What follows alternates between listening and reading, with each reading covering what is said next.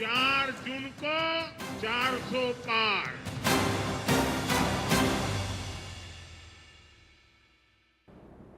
आगे बढ़ेंगे। केरल में पीएम मोदी पहुंचे हुए हैं, अलाथुर में चुनावी सभा को संबोधित कर रहे हैं, सुन लेते हैं।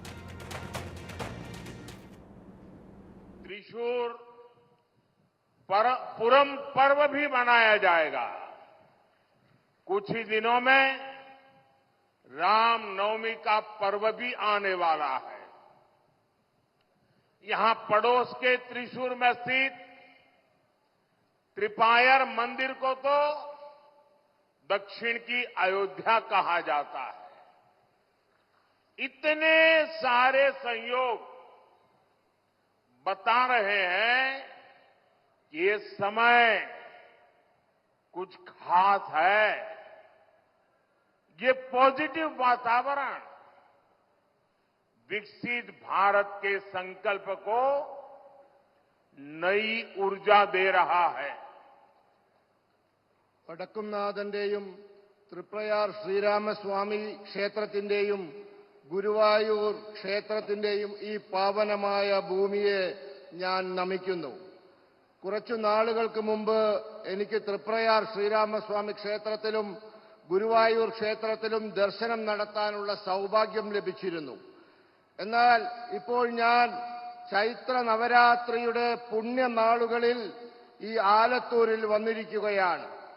ഇപ്പോൾ കേരളത്തിൽ പുതുവത്സരത്തിന്റെ വിഷുവിന്റെ ആഘോഷം നടന്നുകൊണ്ടിരിക്കുകയാണ്. കുറച്ചാഴ്ചകൾക്ക് മുമ്പാണ് നിങ്ങൾ ആവേശത്തോടെ മണപ്പുള്ളിക്കാവിലെ വേല നടത്തിയത്. ജനാധിപത്യത്തിന്റെ ഈ മഹത്തായ ഉത്സവത്തിന്റെ ഇടയിൽ തൃശൂർ പൂരവും ആഘോഷിക്കപ്പെടാൻ പോവുകയാണ്. കുറച്ച് ദിവസങ്ങൾക്ക് ശേഷം രാമനവമിയും നാം ആഘോഷിക്കും. ഇവിടെ അടുത്തുള്ള തൃപ്രയാർ ക്ഷേത്രം ദക്ഷിണ ഭാരതത്തിലെ അയോധ്യ ആയിട്ടാണ് വിശേഷിപ്പിക്കപ്പെടുന്നത്. ഇത്രയും കാര്യങ്ങൾ കാണിക്കുന്നത് ഈ കാലം പ്രത്യേകത ഉള്ളതാണ് എന്ന് നമ്മളെ മനസ്സിലാക്കാനാണ്. ഈ ശുഭകരമായ കാലം വികസിത ഭാരതത്തിനായി പ്രതിജ്ഞ എടുക്കാനുള്ളതാണ്, അതിനുള്ള ഊർജം തരുന്നതാണ്. साथियों, आप सबका ये जन समर्थन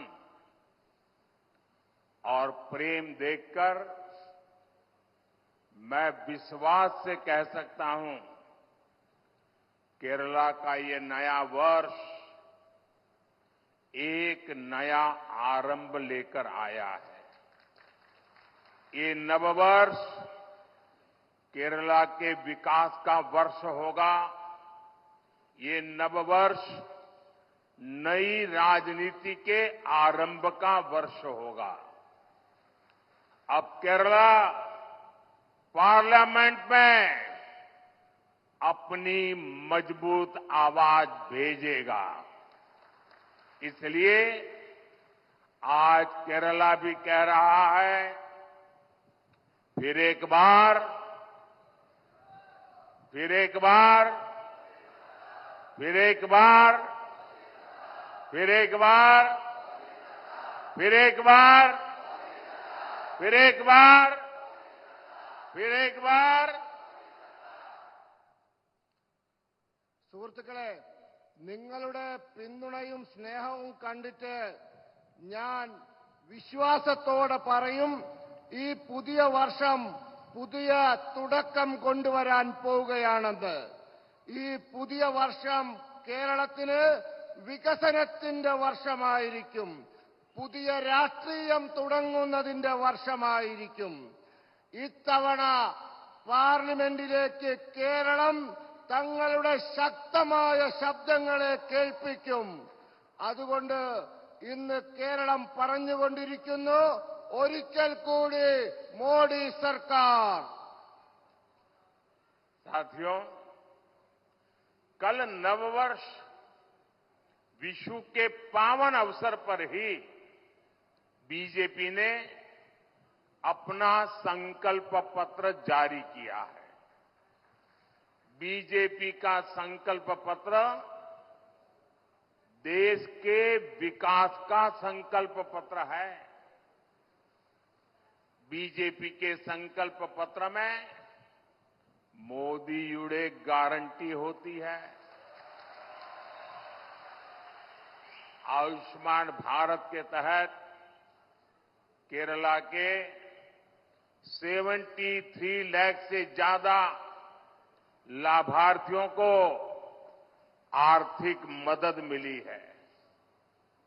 अब बीजेपी ने घोषणा की है कि 70 ईयर्स से अधिक आयु के सभी सीनियर सिटीजन्स को आयुष्मान योजना के तहत फ्री मेडिकल ट्रीटमेंट मिलेगी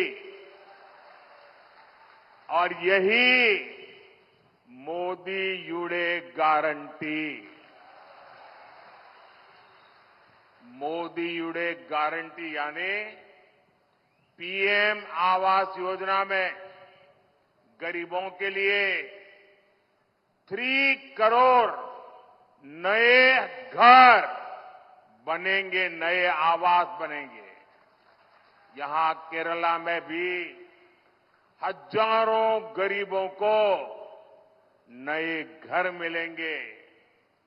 मोदी-युडे गारंटी यानी केरला के हर जन औषधि केंद्र पर लोगों को 80% डिस्काउंट पर सस्ती दवाई मिलती रहेगी।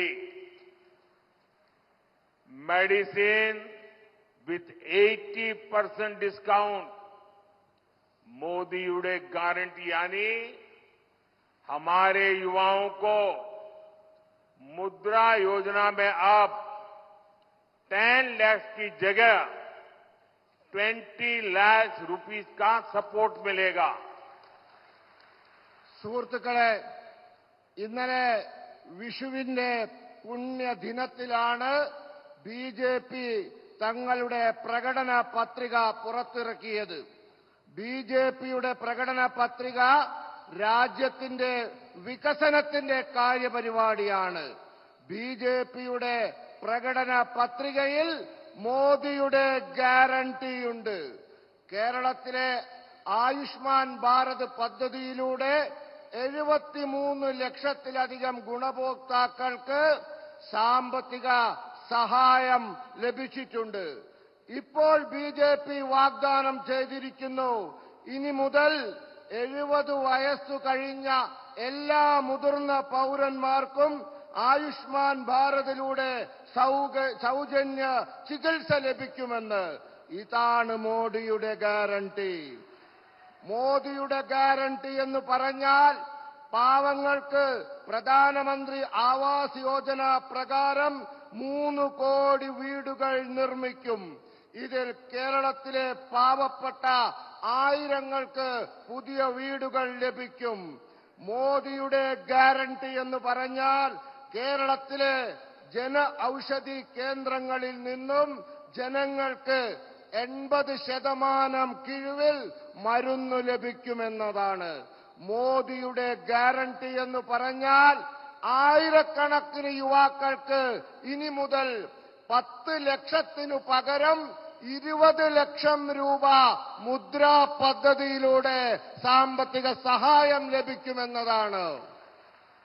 साथियों, बीजेपी ने अगले 5 इयर्स के लिए विकास और विरासत दोनों का विजन सामने रखा है। एक क्षेत्र केरला का इतना बड़ा सांस्कृतिक केंद्र है, पालक्कड़ तो गेटवे ऑफ केरला कहा जाता है। यहां की प्राकृतिक सुंदरता किसी का भी मन मोह लेती है। यहां केरला में कितने ही भव्य मंदिर है, चर्च है, आस्था के स्थल है। अगले 5 इयर्स में हम केरला की इस हेरिटेज को ग्लोबल बनाने के लिए काम करेंगे। हम केरला को हाईवेज, एक्सप्रेसवेज और हाई स्पीड वंदे भारत ट्रेनों के नेटवर्क से जोड़ेंगे। और हमारे सुरेश जी का जब एमपी थे तब भी वंदे भारत नेटवर्क के लिए बहुत ही आग्रह रहता, पूरी डिजाइन बना करके लाते थे। और आज मैं आपको वादा करता हूं, हम इन सारे कामों की दिशा में आगे बढ़ेंगे। यहां पर्यटन के अवसरों को बहुत संभावना है केरल में। जितना लाभ लेना चाहिए अभी तक लिया नहीं है, और इसलिए हम टूरिज्म को बढ़ावा देने के लिए हर प्रकार के प्रयास करेंगे। സുഹൃത്തുക്കളെ, ബിജെപി അടുത്ത 5 വർഷത്തേക്ക് വികസനവും പാരമ്പര്യവും രണ്ടിനും പ്രാധാന്യം കൊടുക്കുന്ന ഒരു സങ്കല്പമാണ് മുന്നോട്ട് വെച്ചിട്ടുള്ളത്. കേരളം എന്ന പ്രദേശം വലിയ സാംസ്കാരിക കേന്ദ്രമാണ്. പാലക്കാട് കേരളത്തിലേക്കുള്ള പ്രവേശന കവാടമാണെന്നാണ് അറിയപ്പെടുന്നത്. ഇവിടുത്തെ പ്രകൃതി ഭംഗി ആരുടെ മനസ്സിനെയും മോഹിപ്പിക്കുന്നതാണ്. ഇവിടെ കേരളത്തിൽ എത്ര ഗംഭീരമായ ക്ഷേത്രങ്ങളുണ്ട്, പള്ളികളുണ്ട്, മറ്റാരാധനാ കേന്ദ്രങ്ങളുണ്ട്. അടുത്ത 5 വർഷങ്ങൾക്കുള്ളിൽ നമ്മൾ കേരളത്തിന്റെ ഈ പാരമ്പര്യത്തെ അന്തർദേശീയവൽക്കരിക്കാൻ പോവുകയാണ്.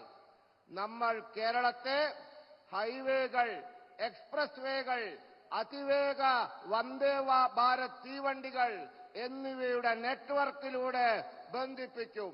നമ്മുടെ പ്രിയപ്പെട്ട സുരേഷ് ഗോപി സ്ഥിരമായി എന്നെ വന്ന് കണ്ട് വന്ദേ ഭാരതിന്റെ പുതിയ ഡിസൈനുകൾ കാണിച്ച് അങ്ങനെ വേണം ഇങ്ങനെ വേണമെന്നൊക്കെ പറയാറുണ്ട്.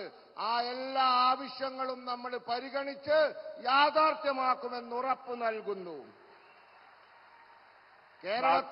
കേരളത്തിന് വിനോദസഞ്ചാര രംഗത്ത് വലിയ സാധ്യതകളുണ്ട്.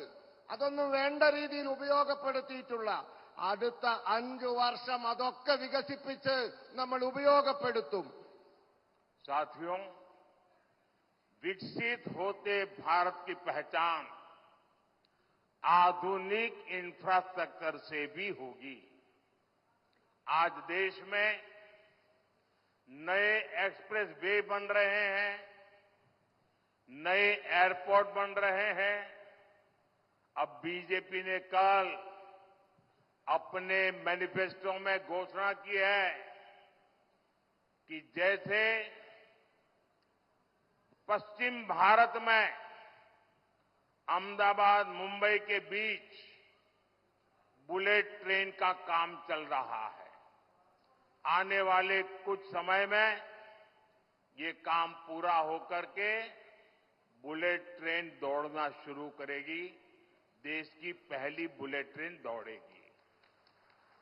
इसका अनुभव देखते हुए कल हमने संकल्प पत्र में कहा है कि जैसे पश्चिम भारत में बुलेट ट्रेन का काम आगे चल रहा है, आगे चल करके नॉर्थ, साउथ, ईस्ट 3 क्षेत्रों में बुलेट ट्रेन के लिए सर्वे काम शुरू कर दिया जाएगा और साउथ को भी बुलेट ट्रेन मिले। साउथ में चलने वाली बुलेट ट्रेन यहां के विकास को गति देगी और रोजगार के हजारों नए अवसर बनाएगी। एनडीए सरकार के तीसरे कार्यकाल में इसके लिए बहुत जल्द सर्वे का काम शुरू किया जाएगा। സുഹൃത്തുക്കളെ, വികസിതമായിരിക്കുന്ന ഭാരതത്തിന്റെ മുഖമുദ്ര ആധുനിക അടിസ്ഥാന സൗകര്യങ്ങളായിരിക്കും. ഇന്ന് രാജ്യത്ത് പുതിയ എക്സ്പ്രസ് വേകൾ ഉണ്ടാക്കുന്നു. ഇന്ന് രാജ്യത്ത് പുതിയ വിമാനത്താവളങ്ങൾ നിർമ്മിക്കപ്പെടുന്നു. ഇപ്പോൾ ബിജെപി അതിന്റെ പ്രകടന പത്രികയിൽ ചില കാര്യങ്ങൾ പറഞ്ഞിട്ടുണ്ട്. നമുക്കറിയാം, പശ്ചിമ ഭാരതത്തിൽ ബുള്ളറ്റ് ട്രെയിൻ നിർമ്മിച്ചു കഴിഞ്ഞു. അത് അഹമ്മദാബാദിൽ നിന്നും മുംബൈ വരെയുള്ള ബുള്ളറ്റ് ട്രെയിൻ പാത ഇതാ അവസാന ഘട്ടത്തിലാണ്, ഓടാൻ പോവുകയാണ്. ആ അനുഭവത്തിൽ നിന്നും നമ്മൾ ഒരു പാഠം പഠിച്ചു. ഇനി നമ്മുടെ രാജ്യത്ത് ഉത്തര ഭാരതത്തിലും ദക്ഷിണ ഭാരതത്തിലും കിഴക്കൻ ഭാരതത്തിലും ബുള്ളറ്റ് ട്രെയിനുകൾ വേണമെന്ന് നാം തീരുമാനിച്ചിരിക്കുന്നു. നമ്മൾ അതിവേഗ ബുള്ളറ്റ് ട്രെയിനുകൾ ഈ ദക്ഷിണ ഭാരതത്തിലും കൊണ്ടുവരാൻ പോവുകയാണ്. അങ്ങനെ ഈ ബുള്ളറ്റ് ട്രെയിൻ നമ്മുടെ പ്രദേശത്ത് വന്നാൽ ആ ബുള്ളറ്റ് ട്രെയിൻ നമ്മുടെ വികസനത്തിന്റെ വേഗത കൂട്ടും, അനേകായിരം തൊഴിലവസരങ്ങൾ സൃഷ്ടിക്കും. ഒരു കാര്യം ഉറപ്പു നൽകാം, വരാൻ പോകുന്ന NDAയുടെ മൂന്നാമത്തെ സർക്കാർ എത്രയും പെട്ടെന്ന് തന്നെ ഈ ബുള്ളറ്റ് ട്രെയിനിന്റെ സർവേ ജോലി ആരംഭിക്കുന്നതായിരിക്കും. साथियों, ये चुनाव देश के भविष्य के लिए फैसले लेने का चुनाव है।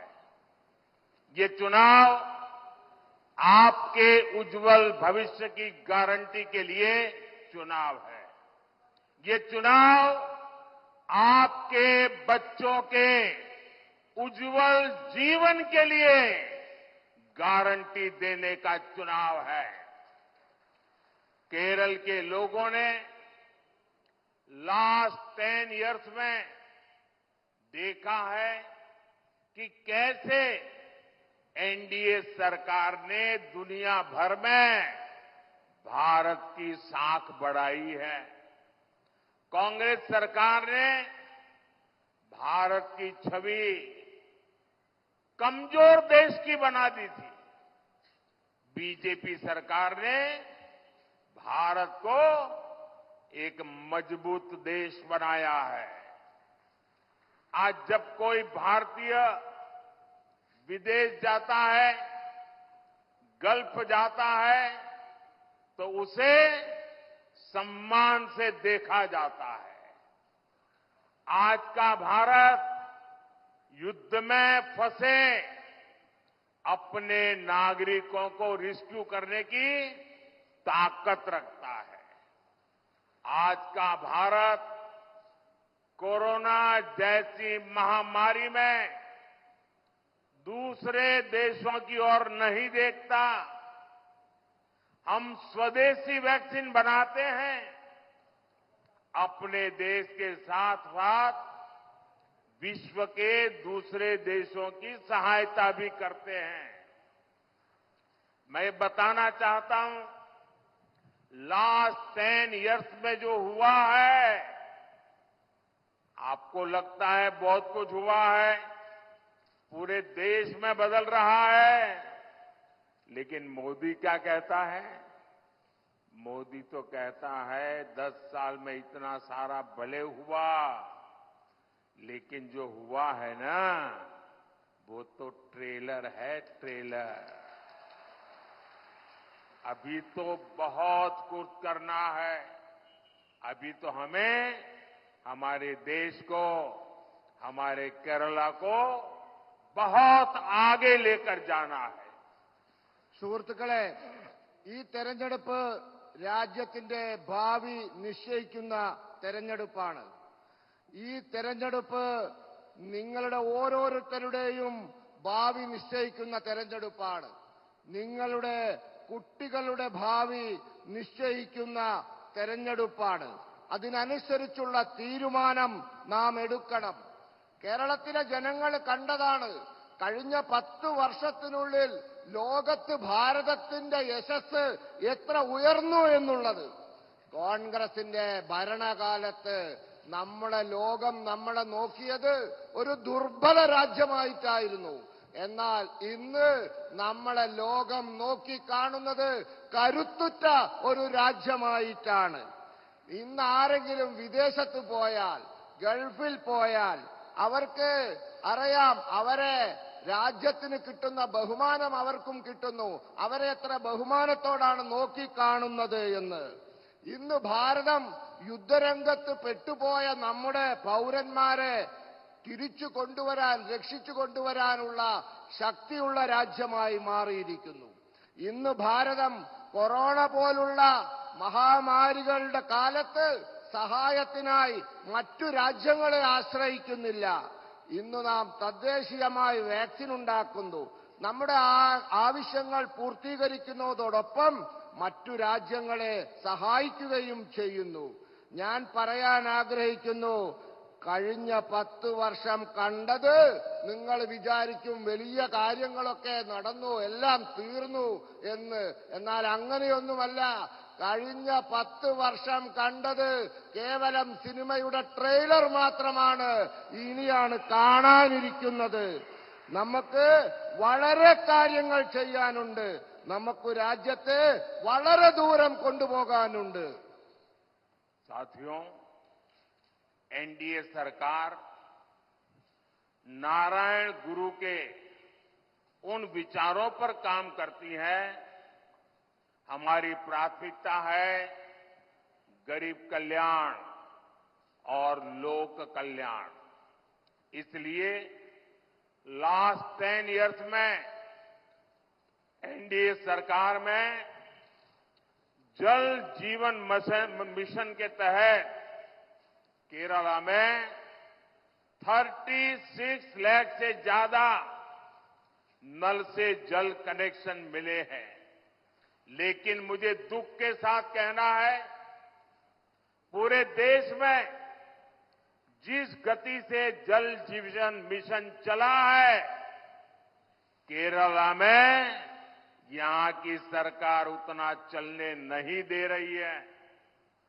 वो भ्रष्टाचार की तलाश में होते हैं और इसलिए आज भी केरल में घरों में पीने का पानी का संकट है।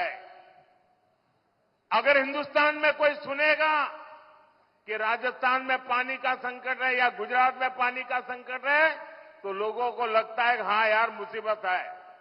केरल में पानी का संकट ये यहां की सरकार की विफलता का जीता जागता सबूत है। और मैं गारंटी देता हूं, मैं हर घर नल से जल पहुंचाना चाहता हूं। आप मुझे आशीर्वाद दीजिए। अभी इतना कर लीजिए। സുഹൃത്തുക്കളെ, എൻഡിഎ സർക്കാർ ശ്രീനാരായണ ഗുരുദേവന്റെ ആദർശങ്ങളിൽ ഉറച്ചു നിന്നുകൊണ്ട് ജോലി ചെയ്യുന്നതാണ്. നമ്മുടെ പ്രത്യേകത പാവങ്ങളുടെ ക്ഷേമവും ജനങ്ങളുടെ ക്ഷേമവുമാണ്. അതുകൊണ്ട് കഴിഞ്ഞ 10 വർഷം കൊണ്ട് എൻഡിഎ സർക്കാർ ജൽ ജീവൻ മിഷൻ പദ്ധതിയിലൂടെ 36 ലക്ഷത്തിലധികം പൈപ്പ് കണക്ഷനുകൾ കേരളത്തിൽ നൽകി. പക്ഷേ ദുഃഖകരമെന്ന് പറയട്ടെ, കേരളത്തിൽ അതിന്റെ വേഗത പോരാ. ഇവിടത്തെ സർക്കാരിന് അതിനൊന്നും താല്പര്യമില്ല. അഴിമതി നടത്തി പണമുണ്ടാക്കാനുള്ള ശ്രദ്ധയിലാണ് അവർ. ഗുജറാത്തിൽ വെള്ളമില്ല, ശരിയാണ്. രാജസ്ഥാനിൽ വെള്ളമില്ല. राम निरंतरता भी है। राम